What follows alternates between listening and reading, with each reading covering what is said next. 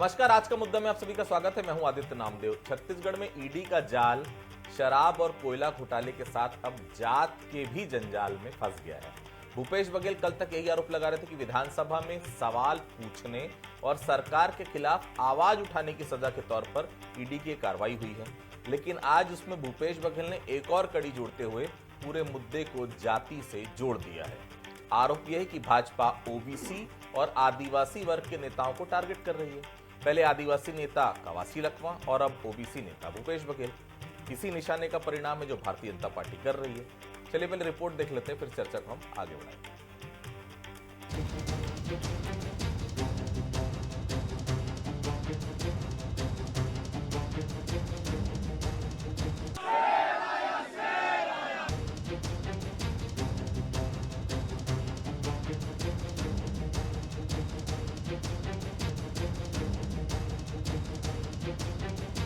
आदिवासी हों चाहे अन्य अनुसूचित जाति के हों, ये सभी को आज ये लोग परेशान कर रहे हैं। छत्तीसगढ़ में शराब घोटाले से लेकर कोयला घोटाला और महादेव सट्टा ऐप तक ईडी एक्शन में है। आबकारी केस में पूर्व मंत्री कवासी लखमा सलाखों के पीछे हैं, जिसकी आंच पूर्व सीएम भूपेश बघेल तक भी पहुंची। सोमवार को उनके घर जांच एजेंसी ने दबिश दी। भूपेश बघेल से भी 10 घंटे से ज्यादा पूछताछ हुई। कांग्रेस ने सड़क से लेकर सदन तक हल्ला बोला, जिसे लेकर अब कांग्रेस ने जाति कार्ड खेला है। धनेंद्र साहू ने कहा कि ईडी कांग्रेस के पिछड़े और आदिवासी वर्ग के नेताओं को परेशान कर रही है। तो वहीं भूपेश बघेल और चरणदास महंत ने भी आरोपों के तीर चलाए। आज ये लोग परेशान कर रहे हैं, चाहे वो पिछड़े वर्ग के लोग हों, चाहे आदिवासी हों, चाहे अन्य अनुसूचित जाति के हों, ये सभी को आज ये लोग परेशान कर रहे हैं और सिर्फ चरित्र हनन करना, द्वेष की भावना से कार्रवाई करना। अब ये संयोग एक प्रयोग है। कवासी लखमा ने सवाल पूछा, 8 दिन के अंदर में ईडी पहुंच गया। मैं दूसरे उप मुख्यमंत्री से सवाल पूछा, उन्होंने अरुण साहब से पूछा, मैं विजय शर्मा जी से पूछ दिया, तो 4 दिन नहीं लगा। मतलब अरुण साहब से ज्यादा फास्ट विजय शर्मा। मुख्यमंत्री जी का बयान ये स्पष्ट करता है कि उन लोगों ने एक नक्शा बना लिया है, राजनीतिक नक्शे पर, कि किसको हमें पहले अंदर डालना है, किसको बाद में डालना है, किसको 3 नंबर में डालना है, किसको 4 नंबर में डालना है। उनको कैसे पता कि आने वाले समय में और कांग्रेस के इतने लोग या पुराने मंत्रीगण ईडी के चपेट में आएंगे। कांग्रेसी नेताओं ने आरोपों की झड़ी लगाई तो बीजेपी सरकार ने भी करारा पलटवार किया। वन मंत्री केदार कश्यप ने कहा कि आदिवासी मुख्यमंत्री के बारे में बोलने से पहले बघेल को 1000 बार सोचना चाहिए। तो बीजेपी प्रदेश अध्यक्ष ने भी कांग्रेस पर हमला बोला। भूपेश बघेल जिस तरीके से टिप्पणी कर रहे हैं, ये अत्यंत ही गंभीर बात है। भूपेश बघेल जी को तत्काल माफी मांगनी चाहिए हमारे प्रदेश के यशस्वी मुख्यमंत्री जी से, क्योंकि भूपेश बघेल जी की मंशा है वो आदिवासी विरोधी है। आदिवासियों को अपमानित करने की उनकी मानसिकता है। अब आपके पास आपने किसी प्रकार का कोई गलत काम नहीं किया है तो फिर डर कैसा है, ये मेरा कहना है। और अगर किसी प्रकार की फाइंडिंग होगी, कहीं से कोई उनके पास कोई विषय होगा, तो आपको जांच का सामना करना। छत्तीसगढ़ में लंबे समय से ईडी की कार्रवाई को लेकर सियासी हो हल्ला हो रहा है। कई नेता और अफसर जेल की सलाखों के पीछे पहुंच चुके हैं। अब की बार जांच की आंच बड़े नेता पर पहुंची है, तो ईडी के एक्शन को कांग्रेस ने जाति से जोड़कर इस लड़ाई को नया रंग देने की कोशिश की है। लेकिन कांग्रेस की ये रणनीति कितनी सफल होगी? क्या ये बचने के लिए खेला गया कोई कार्ड है? ये बड़ा सवाल है। गौरव शुक्ला, बंसल न्यूज, रायपुर। क्या वाकई में भ्रष्टाचार की जाति होती है? क्या रिश्वत आदिवासी, ओबीसी या सामान्य वर्ग को पहचान कर ली जाती है, या फिर वाकई में वही आरोप सही हैं जो आरोप भूपेश बघेल लगा रहे हैं कि बीजेपी आदिवासी और ओबीसी वर्ग को टारगेट कर रही है? ऐसा तो है नहीं कि सिर्फ आदिवासी या ओबीसी वर्ग के लोगों के ठिकानों पर कार्रवाई हुई है। भाई अल्पसंख्यक वर्ग पर भी ईडी ने शिकंजा कसा है, तो सामान्य वर्ग के आरपी सिंह के घर भी ईडी पहुंची थी।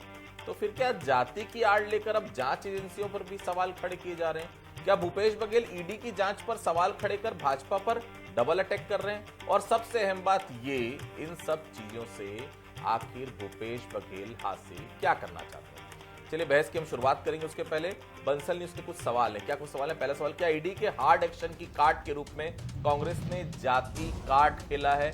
दूसरा सवाल, क्या ओबीसी और आदिवासी राग गाकर कांग्रेस मुद्दे को अलग मोड़ दे रही है? तीसरा सवाल, जाति की रणनीति घोटालों के आरोप से कांग्रेस नेताओं को बचा पाएगी जो जाति की रणनीति लेकर आई है कांग्रेस? ये 3 सवाल है जो बंसल न्यूज उठा रहा है। मेहमानों से तारुफ कराऊंगा। अमरजीत चावला साहब हमारे साथ, वरिष्ठ कांग्रेस नेता हैं, हमारे साथ प्रदेश महामंत्री रह चुके हैं कांग्रेस के, बहुत स्वागत करता हूं। डॉक्टर अजय चंद्राकर साहब हैं, वरिष्ठ पत्रकार हैं, बहुत राजनीतिक विषय के जानकार हैं, और मेरे साथ रजनीश जी जुड़े हुए हैं। रजनीश जी को आप सभी जानते हैं। रजनीश जी भारतीय जनता पार्टी से विधायक रह चुके हैं। फिलहाल जो सबसे हॉट केक चल रहा है अभी कोरबा, वहां के भी प्रभारी जो है वो रह चुके हैं रजनीश जी। सबसे पहले मैं अमरजीत जी के पास चलता हूं। अमरजीत जी, घोटाले में ये जात वाला एंगल लगाकर बघेल जी क्या साबित करना चाहते हैं? कुछ प्रमाण है आपके पास? कितने उदाहरण हैं ऐसा आप गिना दीजिए छत्तीसगढ़ में या पूरे देश में कि चुन चुनकर आदिवासियों को फंसाया गया हो, चुन चुनकर ओबीसी नेताओं को फंसाया गया हो? बता दीजिए। देखिए आदित्य जी, प्रत्यक्ष को प्रमाण की जरूरत नहीं होती। जो चीजें नंगी आंखों से दिख रही हैं इस प्रदेश में, उसको देखने के बाद स्वाभाविक रूप से ये प्रतिक्रिया सामने आई। ये कोई कार्ड नहीं है।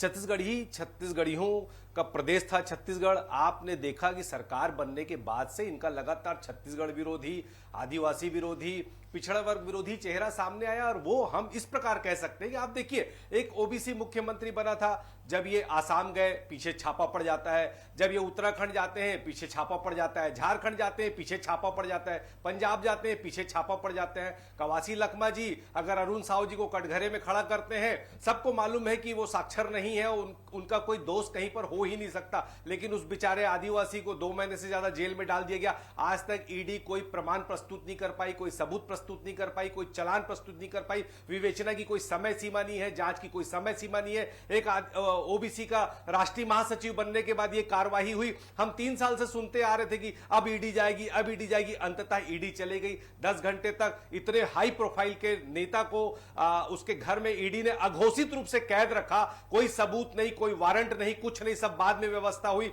अभी तक ईडी की कोई ऑफिशियल ट्विटर हैंडल में कोई जानकारी नहीं, कोई विज्ञप्ति नहीं। तो जब इस तरह की घटनाएं सामने नजर आती हैं, आप जिला पंचायत के चुनाव में ओबीसी का आरक्षण खत्म कर देते हैं, जब इस प्रदेश के आप बड़े दिग्गज ओबीसी नेता अजय चंद्राकर और धर्मलाल कौशिक को मंत्रिमंडल में नहीं लेते हैं, जब इस प्रदेश के दिग्गज नेता लता हुसैन, रेणुका सिंह के साथ ये सरकार अन्याय करती है, जब इस प्रदेश के दिग्गज भाजपा नेता पुन्नूलाल मोहल्ले के साथ जब ये अन्याय करती है, तो जब ये सारी चीजों को एक सिलसिलेवार तरीके से जोड़ के देखा जाएगा तो ये साफ समझ में आता है कि ये सरकार भारतीय जनता पार्टी, इसको अरपा पैरी की धार से भी तकलीफ है, इसको छत्तीसगढ़िया तीज त्योहार से भी तकलीफ है, इसको छत्तीसगढ़िया नेताओं से भी तकलीफ है, इसको ओबीसी, आदिवासी और एससी वर्ग के नेताओं से भी तकलीफ है, इसको अल्पसंख्यकों से भी तकलीफ है। तो जब ये सारी चीजें दिखती हैं तो साफ साफ ये कहने के लिए मजबूर होना पड़ता है कि कहीं ना कहीं भारतीय जनता पार्टी की सरकार एक गंदी मानसिकता के साथ बदला लेने की राजनीति कर रही है, कांग्रेस के नेताओं को बदनाम करने की साजिश कर रही है, और उसका परिणाम सामने नजर आ रहा है कि न सूत न कपास लट्ठम में लटक, कोई सबूत नहीं, कोई जांच नहीं, कोई चालान नहीं।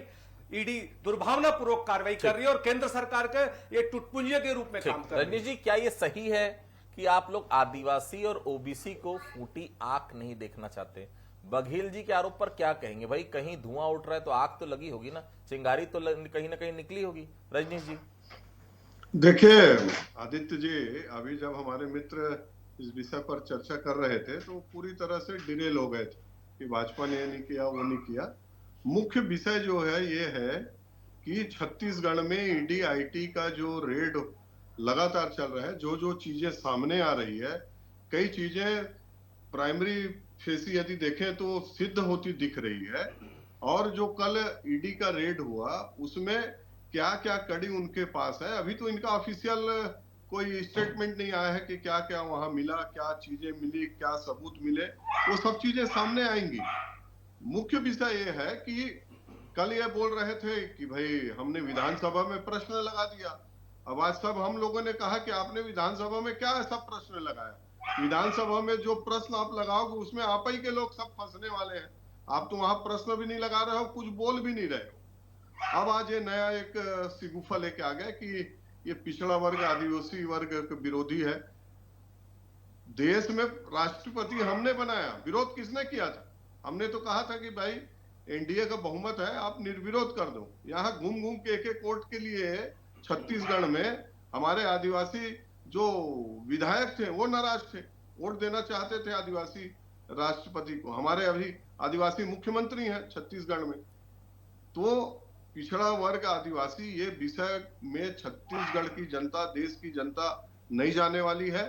फैक्ट बात में बात करिए, तथ्यपूर्ण बात करिए कि हमको फंसाने का काम कर रही है। अरे आपको याद है इनकी सरकार बनी थी, एक रीट्वीट कर दिए थे डॉक्टर रमन सिंह जी, उनके यहाँ पुलिस गई थी, वो तो बैठा के स्वागत किए, भाई चलो क्या देखना है, जांचना है, सब चेक करवाए।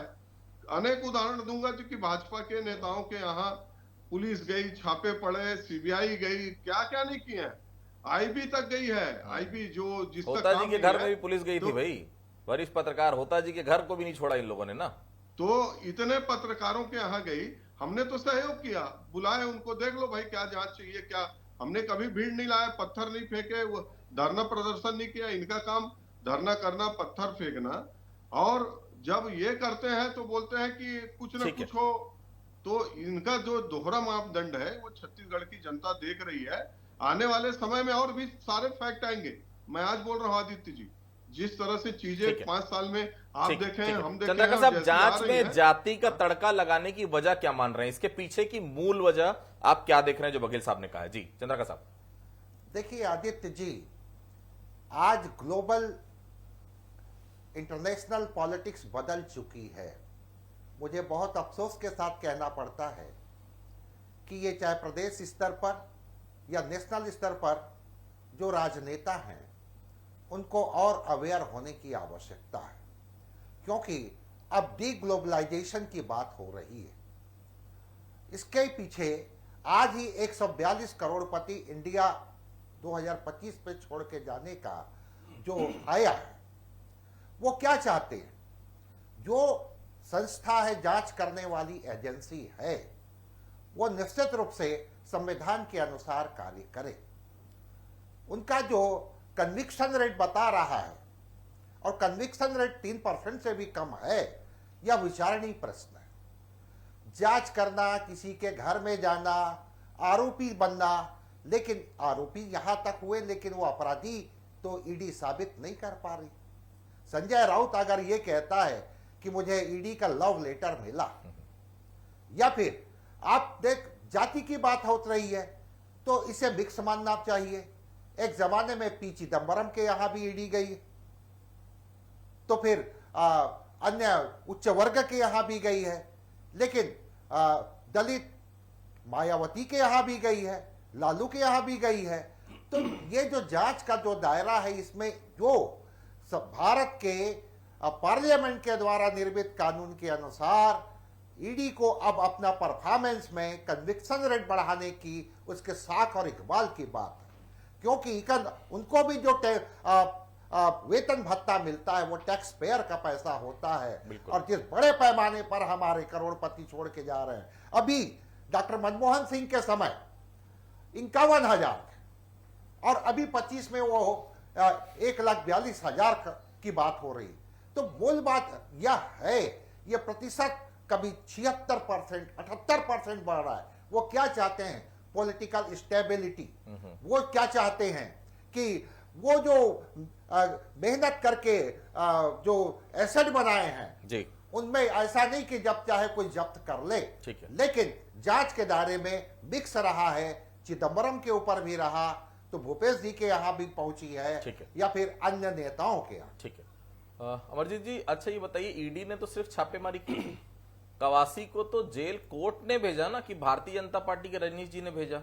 बिना प्रमाण के कोई क्या इतने दिनों तक जेल में रह सकता है क्या? और अगर मान लिया जाए कि भ्रष्टाचार के आरोप लगे हैं अमरजीत जी, तो प्रमाण होगा ना, साबित कीजिए कि सिर्फ ओबीसी और आदिवासी वर्ग पर ही कार्रवाई हो रही है। चावला साहब, देखिए आदित्य जी, आप जब इस बात को देखेंगे कि सुप्रीम कोर्ट की टिप्पणी आती है कि ईडी को अपनी कार्यवाहियों पर पारदर्शिता रखनी चाहिए, अपने आप में सारे सवालों का जवाब है कि माननीय उच्चतम न्यायालय को जब इस तरह की टिप्पणी करनी पड़ती है तो आप अंदाज लगा लीजिए कि ईडी की कार्यप्रणाली कैसी होगी। हजारों की संख्या में छापे पड़ते हैं और सिर्फ विपक्षियों के यहां पड़ते हैं, भारतीय जनता पार्टी के किसी आदमी के ऊपर छापा नहीं पड़ता। और सिर्फ 24 लोगों के ऊपर आज तक कार्रवाई हुई है, बाकी लोग या तो मामले खारिज हो गए या जमानत पर छूट गए। तो जब इस तरह की चीजें होती है तो हमको ये कहने के लिए मजबूर होना पड़ता है। देखो, हम किसी से डरते नहीं है और हम तो कहते ना, अगर कोई दोषी है तो बिल्कुल उसको सजा मिलनी चाहिए। लेकिन आप जब दुर्भावनापूर्वक किसी भी प्रकार की कोई कार्रवाई करती हो, जब इस तरह की चीजें सामने आती है तो हमको कहना पड़ता है कि ये दुर्भावनापूर्वक आप सिर्फ विपक्ष को बदनाम करने के लिए। और रही बात जाति की, तो आप देखिए इस प्रदेश के सबसे कम उम्र का महापौर, जो ओबीसी का सबसे तेजी से उभरता युवा नेता था, उसको आपने 7 महीने से ज्यादा जेल में भेज दिया। एससी भाइयों को आपने सैकड़ों की संख्या में जेल में भेज दिया। आज तक जैत खम का अपमान करने वालों को कोई सजा नहीं मिली और वो आज तक पकड़ा ही नहीं। उसके बाद यादव हत्याकांड हुआ कवर्धा में, भाजपा सरकार ने सीबीआई जांच की, आज तक उसका अता पता नहीं है। उसके बाद बीरनपुर में साहू समाज, तो यादव समाज भी ओबीसी, देवेंद्र यादव भी ओबीसी, और उसके बाद जो बीरनपुर में साहू समाज वो भी ओबीसी, वहां पर भी सीबीआई की जांच हुई, आज तक कोई कार्रवाई नहीं, कोई अपराधी पकड़े नहीं गए। तो जब इस तरह की घटनाएं होती हैं तो इन सब घटनाओं को देखकर मजबूरी में हमको कहना पड़ता है कि ये जो कार्रवाइयां हैं ये दुर्भावना प्रेरित है, ये ओबीसी के विरोध में है, ये आदिवासियों के विरोध में है। आप बताइए, इतने दलित भाइयों को निर्दोष सबकी जमानत हो गई, ईडी को जो अधिकार मिले हैं तो 6-8 महीने तो किसी को भी जेल में डाल देते हैं। जब आप विवेचना करके चालान प्रस्तुत करेंगे, जब कोर्ट में बहस होगी तब तो जमानत मिलेगी। अभी नया सिस्टम चालू हो गया, सुप्रीम कोर्ट से जमानत मिलती है तो एसीबी और ईओडब्ल्यू वाले जेल के बाहर में खड़े हो जाते हैं, वो बेचारा जमानत लेके बाहर निकलता है, एक नया एफआईआर दर्ज करके ईओडब्ल्यू उसको फिर से जेल में डाल देती है। तो भैया आप आमना सामना करो ना, आप जनता की अदालत में लड़ाई लड़ो ना, केंद्रीय एजेंसियों का दुरुपयोग, अपनी ताकत का दुरुपयोग मत करो, भगवान से डरो। ऊपर वाले के हाथ देर है अंधेर नहीं है, और ऊपर वाले की लाठी दिखती नहीं है, जब पड़ेगी ना बाबू तब सब चेत पड़ेगा। तो ऐसा दुर्भावनापूर्वक पावर का दुरुपयोग नहीं करना चाहिए। रजनी जी, कांग्रेस के इस आरोप से अलग हटकर ये बात तो सही कि आदिवासी बहुल क्षेत्र में बीजेपी ने अपना दबदबा बनाया, सरगुजा बस्तर इसका उदाहरण है। फिर आप लोग आदिवासियों के दुश्मन कैसे हो गए? ऐसा तो नहीं कि कुछ आदिवासियों के दुश्मन है आप लोग और कुछ ओबीसी के दुश्मन है?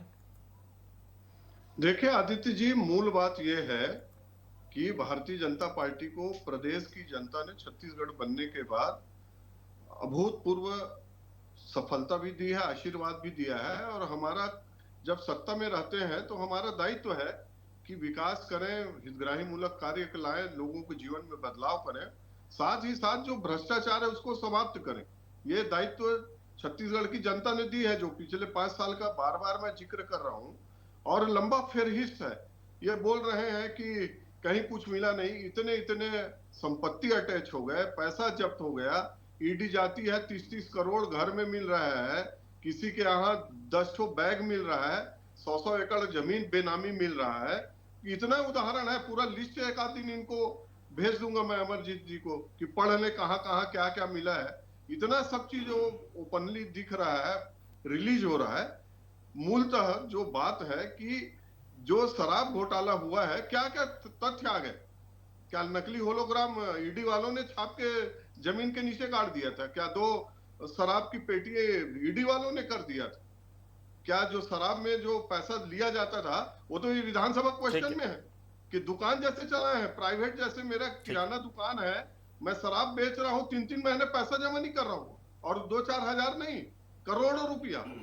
एफआईआर के बोलते हैं क्या कार्रवाई की है, तो एफआईआर की है। ठीक है चंद्रकांत साहब, इस एंगल को मोड़ने के बाद, मतलब जाति वाले एंगल को, ईडी के जो कार्रवाई उसको जाति के मुद्दे पर मोड़ने के बाद किसका फायदा और किसका नुकसान? चुनाव तो है नहीं अभी चंद्रकांत साहब, इस वक्त जाति की राजनीति का आखिर उद्देश्य क्या है, जो सवाल आज उठाया गया है?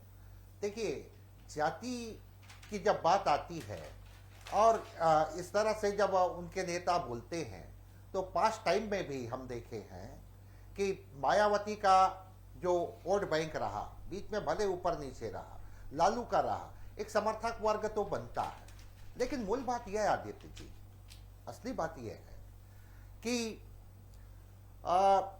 सुप्रीम कोर्ट ईडी को जिस तरह से समय समय पर दिशा निर्देश देती है, सीबीआई का 22 घंटे का लगातार पूछताछ का एक रिकॉर्ड था, लेकिन जिस तरह से राहुल गांधी के साथ उसको अर्धशतक घंटे तक ले जाया गया, राहुल गांधी जी बाहर हैं, सोनिया जी के साथ पूछा गया, या फिर वाजपेयी जी के समय 2 बीजेपी नेताओं का नाम आया था, मोदी जी जब आए उस समय 22 नेताओं का नाम था।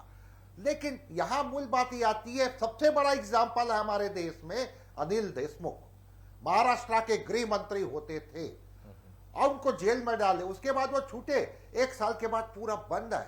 नारायण राणे अनेक नाम है, लेकिन यहां मूल बात ये आ रही, आज इकोनॉमिक जो पोजीशन है वर्ल्ड का, जो नीतियां बन रही और जिस तरह से वेल्थ माइग्रेशन हो रहा है, उसमें भी आप जो कार्रवाई कर रहे हैं, कन्विक्शन रेट को प्लीज बढ़ाइए, तभी ये जो वेल्थ कह सकते हैं माइग्रेशन और जो टेरर बन रहा है, जो आम नागरिक उद्यमी हैं, उनको भी रोकना है, क्योंकि ये सिर्फ कुछ नेताओं तक की बात नहीं होती, इसका प्रभाव पूरे भारत के जीडीपी पर पड़ता है। बिल्कुल। चावला साहब, बघेल जी के बेटे को बुलाया गया 15 मार्च को, जाहिर है भूपेश बघेल को बुलवाया जाएगा। आज केस भी दर्ज हो गया आपके नेताओं पर तोड़फोड़ करने का। ग्रह नक्षत्र ठीक नहीं चल रहे लगता है कांग्रेस के। आप लोग बघेल जी को समर्थन देने गए थे या उत्पात मचाने?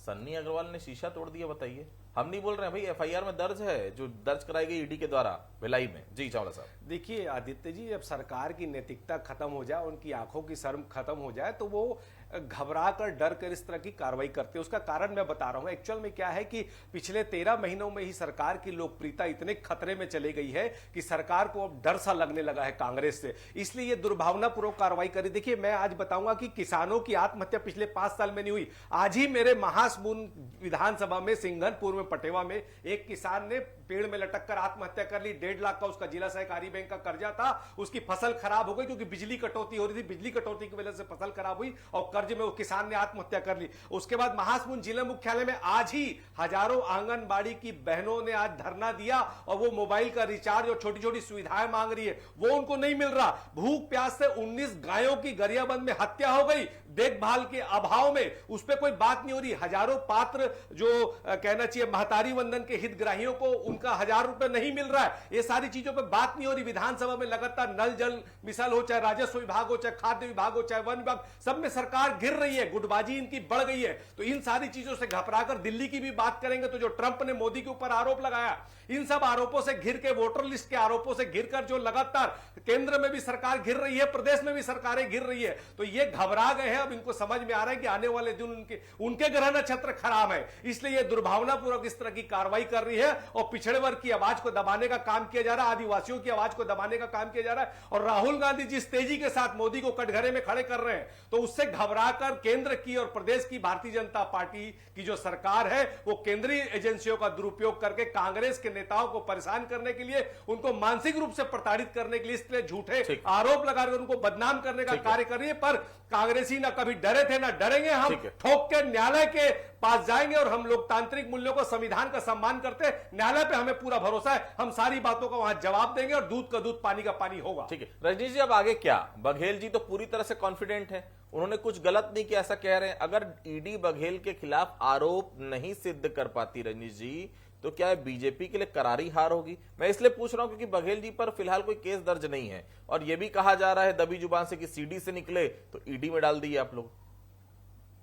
नहीं आदित्य जी, देखिए, भारतीय जनता पार्टी का आगे का क्या कुछ नहीं है। अभी हमारे भाई तो पूरा डिरेल हो चुके हैं। अब उनके किन किन बातों का जवाब दूं? एक विषय यहाँ से शुरू करके फिर दिल्ली पहुंच जा रहे हैं, फिर दिल्ली से फिर इधर आ जा रहे हैं। अभी बोल रहे हैं कि 13 महीने में इतने अलोकप्रिय हो गए, अब निगम का चुनाव इनको नहीं समझ में आ रहा है। बोले कि वहां तो हैक हो जाता है। फिर अभी बैलेट पेपर में हुआ, उसका भी रिजल्ट देख लिए। इसके बाद भी इनमें यदि ये गुरूर है तो रहे, अच्छी बात है। भारतीय जनता पार्टी का आगे का कुछ नहीं है। हमको जो जवाबदारी छत्तीसगढ़ की जनता ने दी है, हमने जो उनके लिए कहा है, गांव, गरीब, किसान, हर वर्ग के लिए हम विकास का काम, उनके जीवन में परिवर्तन लाने का काम लगातार कर रहे हैं। भारतीय जनता पार्टी किसी को परेशान नहीं करती। रही बात इनके 5 साल के जो कुकर्म है, जो बार बार आया है, आप सब लोग के बीच में आया है। विधानसभा 5 साल जाते रहे, अनेक ऐसे विषय आए जिसमें इनके मंत्री भागते रहे, जवाब नहीं देते रहे। अजय चंद्राकर जी एक पत्रकार महोदय सम्मानी बैठे हैं, बहुत वरिष्ठ हैं और सब चीजों को जानते हैं। शायद याद होगा कि हमारे जो अजय चंद्राकर जी थे, आपको 2-3 जब प्रश्नों में इन लोग ऐसी गोलमोल कर रहे थे, तो उन्होंने कहा था कि ये सामने के बेंच के कई लोग, और उधर भी इशारा किया था कि कई लोग आने वाले समय में जेल में रहेंगे, इनको कोई नहीं बचा सकता। याद होगा आपको, तो देखिएगा वो कार्रवाई में है। इनके इतने प्रकार के सब चीजें पब्लिक डोमेन में थी और उसी का जांच चल रहा है। अभी बोल रहे हैं जवाब नहीं दे पा रहे। अरे आप लोग प्रश्न तो लगाओ, जो चीज पूछोगे जिसमें जाओगे। नल जल योजना ना इतना बड़ा घोटाला घपला आप लोगों ने किया है, जितने लोगों को सस्पेंड करोगे विभाग नहीं बचेगा, ऐसा हालत उनका करके रखे हो। तो इसलिए भारतीय जनता पार्टी अपने कामों पर, जो हमने जनता के लिए कहा है उस कामों पर हम ध्यान दे रहे हैं। 13 महीने में हमने जो माननीय मोदी जी के नाम से गारंटी दे करके विधानसभा चुनाव में हमने घोषणा किया था, उसको पूरी संवेदनशीलता के साथ माननीय विष्णुदेव साय जी की सुशासन की सरकार पूरा करने में लगी हुई है, आगे भी करेंगे। और छत्तीसगढ़ के हमने कहा था ना कि हमने बनाया है, हम ही संवारेंगे, तो उनके जीवन को संवारने का काम छत्तीसगढ़ भारतीय जनता पार्टी। ठीक है चंद्रकांत साहब, मेरा भी आपसे वही सवाल है, बघेल जी की आगे की राह कितनी मुश्किल होगी? मैं उनको जितना जानता हूं, आप भी जानते हैं, उनकी बॉडी लैंग्वेज बता देती है। इस बार क्या वे ज्यादा कॉन्फिडेंट है या कॉन्फिडेंट दिखने की कोशिश कर रहे हैं? और जितना हम उनको जान रहे हैं, क्या अब तक भ्रष्टाचार का कोई सबूत रखेंगे वे घर पर, अगर किया भी होगा तो? और मुझे तो लगता है जानबूझकर 33 लाख रुपए रखे होंगे ताकि इस मुद्दे को भी अलग अंदाज में उठा सके और उस पर भी राजनीति कर सके। क्या कहते हैं आप? वो ये बताएंगे, इतनी जमीन है भाई, निश्चित तौर पर इतने एकड़ जमीन है, और गांव के क्या कहते हैं वो शब्द, गांव के बड़े व्यापारी, माफ कीजिएगा, एक बड़े किसान है, वहां दाऊ कहते हैं, सही बात है। कैसे क्या वो तो ये और बता दें कि भाई इतनी जमीन है तो हो सकता है आने वाले समय में इससे ज्यादा पैसा मेरे पास मिल जाए, क्या फर्क पड़ता है? चंद्रकांत साहब। अब बिल्कुल देखिए, इसको दो परिप्रेक्ष्य में देखना चाहिए। छत्तीसगढ़ शासन की जो किसानों के लिए जो निर्णय है और जो पैसा देती है 21 क्विंटल 3100 रुपए के हिसाब से, तो लगभग ये 33 लाख रुपया 50.69 एकड़ में हो जाता है। और वो उस दिन प्रेस कॉन्फ्रेंस में बोल रहे थे 140 एकड़ जमीन उनके परिवार में है या डेयरी है। लेकिन आज सबसे बड़ी बात हुई है, इसी के अगर अक्स तले आप देखेंगे, भारत के पार्लियामेंट में स्वास्थ्य मंत्री जी का जो बयान रहा है और जिस ढंग से वो स्वीकार किए कि आयुष्मान भारत में जिस तरह से 1500 करीब 41 हॉस्पिटल घोटाला कर रहे हैं, वो राशि तो बहुत बड़ी राशि है और ये लगभग 2000 करोड़ का। तो मूल बात यह है, करप्शन तो है, करप्शन के लिए ईडी को कानून के अनुसार बगैर राग द्वेष के वो काम करे, ताकि आने वाली पीढ़ी, और मैं बार बार कह रहा हूं आदित्य जी आपके प्रतिष्ठित चैनल में, वेल्थ माइग्रेशन इंडिया के लिए सबसे बड़ी समस्या बनने वाली है। बिल्कुल। तो देखिए, ईडी कार्रवाई करे, बहुत अच्छी बात है, करनी भी चाहिए। भ्रष्टाचार के मामले में निश्चित तौर पर भारत का नाम लगातार ऊपर से ऊपर पायदान में जाता जा रहा है, लेकिन भ्रष्टाचार की कार्रवाई चेहरा देख के मत करिए। जो भ्रष्ट है वो भ्रष्ट है, वो भारतीय जनता पार्टी में भ्रष्ट नहीं रहेगा, कांग्रेस में रहेगा तो भ्रष्ट रहेगा। कांग्रेस की सरकार अगर आ जाती है सेंट्रल में, कांग्रेस का नेता भ्रष्ट नहीं, बीजेपी का नेता भ्रष्ट है, ये पैमाना छोड़िए, क्योंकि देश बहुत बढ़ रहा है, बहुत तेजी से आबादी बढ़ रही है, आपको उनके लिए रोजगार देने हैं, उनके लिए सब साधन मुहैया कराने हैं। ऐसे में अगर इस प्रकार की कार्रवाइयां होंगी तो निश्चित तौर पर फिर वही बात होती है कि कांग्रेस कहती कि आप वॉशिंग मशीन में लोग को डाल के सफाई कर देते हैं। ये सब चीजें नहीं होनी चाहिए, कार्रवाई होनी चाहिए, लेकिन कार्रवाई में पारदर्शिता दिखनी चाहिए। और कन्विक्शन रेट, जो चंद्रकांत साहब कह रहे हैं, निश्चित तौर पर कन्विक्शन रेट बढ़ना चाहिए। अगर आपने किसी को आरोपी बनाया है, किसी को आपने जेल में रखा है, तो भाई साबित भी तो आप कोर्ट में कर पाए, वो चीजें भी आपके पास होनी चाहिए। आप सभी हमसे जुड़े, आप सभी लोगों को बहुत बहुत धन्यवाद। आज का मुद्दा में फिलहाल इतना ही, बाकी खबरों के लिए आप लगातार बने रहिए बंसल न्यूज के साथ। नमस्कार।